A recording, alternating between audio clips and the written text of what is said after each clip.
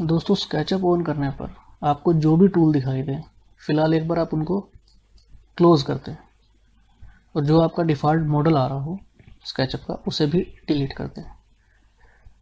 अब ये एक डिफ़ॉल्ट फाइल है जिसको कि हम सबसे पहले इस फाइल की यूनिट सेट करेंगे और फिर हम इसके टूल्स के बारे में सीखेंगे। तो यूनिट सेट करने के लिए हमें सबसे पहले विंडो में जाके मॉडल इन्फो और यूनिट्स में जो डिफ़ॉल्ट फाइल आ रही है वो आर्किटेक्चरल में इंचेस में शो कर रही है, मतलब हम इसमें जो भी मॉडल्स बनाएंगे वो इंचेस में रहेंगे। पर मुझे ये फाइल एमएम में बनानी है तो मैं इसके लिए यहाँ पे डेसिमल सेलेक्ट करूँगा और इंचेस की जगह पे एमएम यूज़ करूँगा। ये फाइल मैंने एमएम में कन्वर्ट कर दी है। अब इस फाइल को मैं सेव कर लूँगा एक नए नाम से। तो दोस्तों फाइल सेव हो चुकी है। अब हम इसमें टूल्स की बात करते हैं। तो ये हमारे ट्यूटोरियल का पहला वीडियो है। इसमें हम सिर्फ दो टूल्स की बात करेंगे, जिनमें कि पहला टूल है लार्ज टूल सेट और दूसरा टूल है व्यूज़। इन दो टूल्स के बारे में हम डिस्कस करेंगे इस वीडियो में। बेसिकली ये वो दो टूल्स हैं जो आपको किसी भी तरह की मॉडलिंग के लिए बार बार कंटिन्यूसली यूज़ करने पड़ेंगे। तो सबसे पहले आपको बताता हूँ, व्यूज़ में हम इसको जो भी हम मॉडल करेंगे उसको किस एंगल से हम देखना चाहते हैं। आइसोमेट्रिक व्यू में देखना चाहते हैं, टॉप व्यू से, फ्रंट व्यू से, राइट से, बैक से या लेफ़्ट से। ये हमारे व्यूज़ हैं। अब इसके बाद हम मेन टूल्स पर आते हैं, लार्ज टूल सेट। इस लार्ज टूल सेट में हमें सभी drawing tools, designing tools, measuring tools और व्यू के लिए ऑर्बिट और पैन, जूम वगैरह ये सब ऑप्शन हमें मिलते हैं। लास्ट में हमें कैमरा सेटअप के लिए और आई लेवल के लिए भी ऑप्शन मिलेगा। तो हम सबसे पहले ड्राइंग टूल्स की बात करते हैं। ड्राइंग टूल्स में आपके पास line, free hand, rectangle, rotated rectangle, circle, polygon, arc दो तीन तरह के हमारे पास हैं, और पाई, ये सारे हमारे ड्राइंग टूल हैं। इनकी मदद से हम जो भी शेप, जो भी डिज़ाइन ड्रॉ करना चाहते हैं वो कर सकते हैं। तो मैं फ़िलहाल एक रेक्टेंगल ले लेता हूँ। रेक्टेंगल का साइज़ हम रैंडमली कुछ भी ले सकते हैं या हम यूनिट डाल के भी ले सकते हैं। तो मैं इसमें यूनिट डाल के एक रेक्टेंगल बनाता हूँ।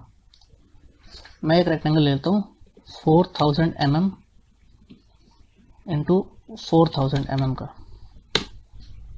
मान लीजिए ये हमारा एक कमरा है।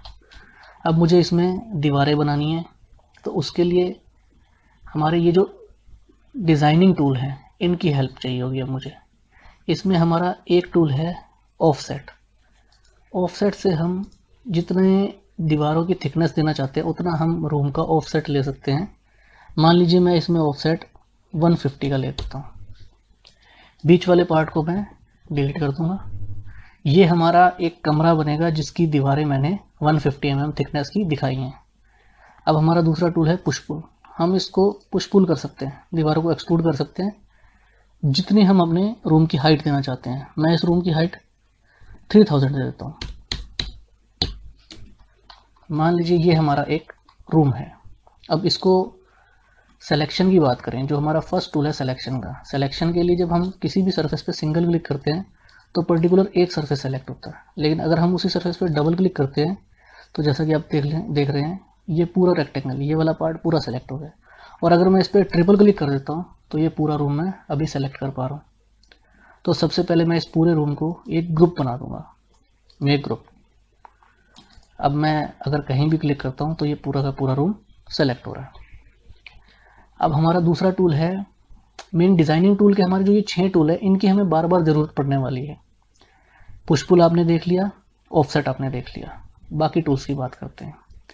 सबसे पहला टूल है मूव। मूव में हम एक टूल से 4 अलग अलग कमांड यूज़ कर सकते हैं। जब हम मूव टूल यूज़ करेंगे तो मूव का सीधा सीधा मकसद यही है, हम अपने मॉडल को कहीं भी मूव कर सकते हैं। लेकिन जब हम मूव टूल लेते हैं और इसको मूव करने के लिए जब हम क्लिक करते हैं, अगर साथ में हम एक बार कंट्रोल प्रेस करते हैं तो जो भी हमारा ऑब्जेक्ट होगा वो एक ऑब्जेक्ट एज इट इज़ वहीं रहेगा जहां वो था, और उसका हम दूसरी कॉपी कहीं भी दूसरी जगह रख सकते हैं। तो मूव ने ही कॉपी का काम भी किया। अब इसी कॉपी को अगर हम और इसी तरह के बॉक्स 5 बॉक्स मुझे और आगे चाहिए तो मैं इसमें x एंटर करके 5 डाल दूंगा और एंटर करूंगा। तो ये मेरे 1 2 3 4 5 6 सेम एक रूम का मैंने 6 कॉपी कर दी इक्वल डिस्टेंस पे। हमारा मूव टूल जो है वो मूव का भी काम करेगा, कॉपी का भी काम करेगा और एरे का भी काम करेगा। यही चीज़ मुझे ऊपर की तरफ भी चाहिए, तो मैं फिर से मूव टूल लेकर के एक बार कंट्रोल प्रेस करके सेम बॉक्स वहीं रहेगा, जितनी दूरी पे दूसरे को रखा साथ में x एंटर और 5 मैंने दूसरी तरफ भी इसको एरे कर दिया। अब ये सब हमारा मूव टूल से हमने किया। मूव से हम स्ट्रेच भी कर सकते हैं। स्ट्रेच इन द सेंस अगर हमें इस रूम को छोटा बनाना है। अब देखिए मैं इस रूम के अंदर आ चुका हूँ। अब रूम को छोटा करने के लिए 2 तरह से मैं इसको छोटा कर सकता हूँ। या तो मैं इसके अंदर वाले फेस को थोड़ा सा कम कर दूँ, फिर बाहर से भी उसको उतना ही कम कर दूँ, या फिर मैं इसको एक तरफ से सेलेक्ट करके M एंटर करूँगा, मूव ही एंटर करूँगा और इसको अंदर की तरफ जितना मुझे अंदर करना है, मैं इसको 2 फीट अंदर करना चाहता हूँ, मैं यहाँ पे 600 एंटर किया। ये कमरा बाकी कमरों से 2 फीट छोटा हो गया। तो मूव से ही हम 4 कमांड यूज़ करेंगे, move, stretch, copy and array. ये सब एक ही कमांड से हो जाएगा। इससे अगला टूल है हमारा रोटेट का। रोटेट टूल के लिए जब भी हम किसी ऑब्जेक्ट को रोटेट करना चाहते हैं तो रोटेट यूज़ करेंगे। इसे हम 3 डायरेक्शन में, जैसा कि आप एक्सिस पे देख रहे हैं, रेड, ग्रीन एंड ब्लू, जिस एक्सिस की तरफ से आगे आप रोटेट करेंगे ये उसी तरफ रोटेट होगा। अब मैंने इसको रेड एक्सिस से सेट किया है तो मैं इसको रेड एक्सिस की तरफ रोटेट कर सकता हूँ। और इसमें भी मूव की तरह सेम, अगर हम कंट्रोल प्रेस कर देंगे तो उसकी कॉपी भी रहेगी और एक कॉपी रोटेट हो जाएगी। दूसरे को अगर मुझे रोटेट करना है और दूसरे एंगल पे करना है तो इसको मैं ग्रीन एक्सिस पे रोटेट करूँगा। इसको भी मैं कंट्रोल करके कॉपी भी कर सकता हूँ। तीसरे को अगर मुझे रोटेट करना है, इसको मैं ब्लू एक्सिस पे रोटेट करूँगा तो ये ब्लू एक्सिस पे भी रोटेट होगा और इस पे भी कंट्रोल अगर कर दूंगा तो मेन कॉपी पड़ी रहेगी और एक कॉपी रोटेट हो जाएगी। इस रोटेट कमांड को हम तब भी यूज़ कर सकते हैं जब हमें, जैसा कि मूव में हमने एरे किया था, ये हमारा रेक्टेंगुलर एरे था। अगर हमें पोलर एरे करना है, मतलब मुझे ये रूम सर्कल में चाहिए 10, तो मैं क्या करूँगा, मैं इस एक रूम को सेलेक्ट करूँगा पर्टिकुलर,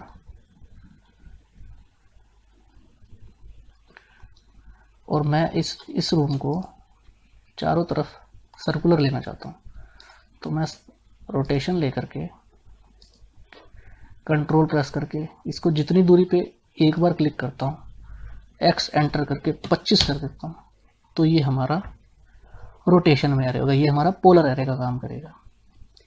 मूव कमांड से हम रेक्टेंगुलर एरे बना सकते हैं और रोटेट कमांड से हम रोटेट भी कर सकते हैं और पोलर एरे भी यूज़ कर सकते हैं। इसके बाद अगला टूल है हमारा स्केल का।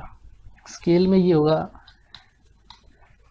आप अपने किसी भी मॉडल को यूनिफॉर्मली स्केल कर सकते हैं। अगर यूनिफॉर्मली करना है तो उसको डायगोनली आप छोटा करेंगे, ये इक्वली छोटा या बड़ा किया जा सकता है। और अगर हम इसको लेंथ में या विड्थ में थोड़ा कम ज़्यादा करना चाहते हैं तो वो भी हम कर सकते हैं। हमारा पुश पुल टूल आपने देख लिया, जिस भी सरफेस को हम पुश पुल करना चाहते हैं कर सकते हैं। मूव देख लिया, मूव से हम 4 कमांड यूज़ करेंगे। रोटेट से भी हम कॉपी और एरे वगैरह करेंगे। और स्केल भी आपने देख लिया, ऑफसेट आप देख चुके हैं। अब मुझे अगर इस रूम के अंदर एक खिड़की बनानी है तो खिड़की के लिए अब मेरे पास कोई गाइडलाइन नहीं है कि मुझे कहाँ खिड़की कितनी दूरी पे बनानी है। तो उसके लिए मैं आपका यहाँ से एक गाइडलाइन, ये हमारा गाइडलाइन के लिए, यहाँ से मैं गाइडलाइन लेता हूँ कि मुझे इतनी दूरी पे ये खिड़की, अब मुझे बीच वाले पार्ट में खिड़की चाहिए तो मैं इस फेस पे आके यहाँ से इस पे खिड़की ड्रॉ कर सकता हूँ। और अब इन गाइडलाइंस को मैं एडिट में जाके डिलीट गाइड कर दूँगा तो ये रूम में मैंने खिड़की बना दी गाइडलाइन की मदद से। इसके बाद डायमेंशन है, डायमेंशन चेक करने के लिए मैंने आपको बताया था, डायमेंशन हम कितनी हमारी डायमेंशन है वो चेक कर सकते हैं।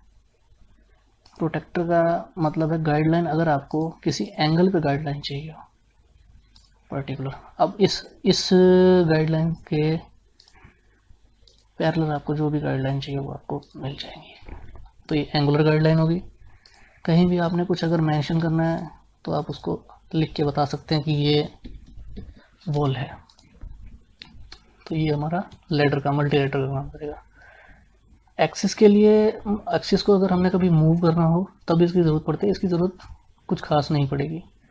3D टेक्स्ट का मतलब ये है जो भी आपने कुछ टाइप करना है, अगर आप लिखते हैं बेडरूम और ये आप इसको प्लेस कर देते हैं तो ये आपका बेडरूम 3D में लिखा हुआ आपको मिल जाएगा।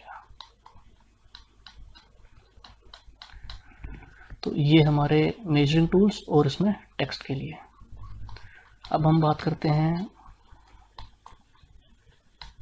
ऑर्बिट टूल की, पैन की, zoom, zoom extend, zoom all और प्रीवियस।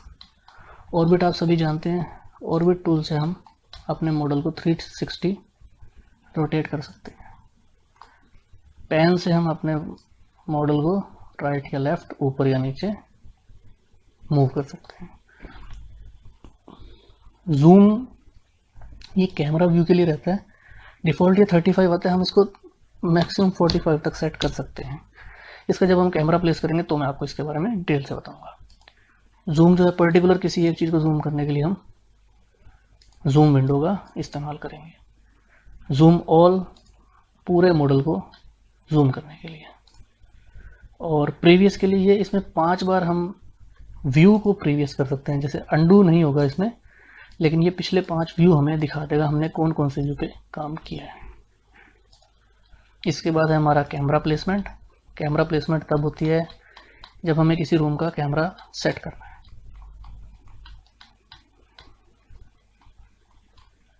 यहाँ हमने कैमरा सेट किया और ये आई लेवल से हम पर्टिकुलर दीवार की तरफ कैमरा सेट करेंगे। तो ये सब बेसिक टूल्स रहेंगे। लार्ज टूल सेट की बात करी हमने, इस पर आप सभी लोग प्रैक्टिस करेंगे और उसके बाद हम देखेंगे अगले टूल्स के बारे में। तब तक के लिए थैंक यू।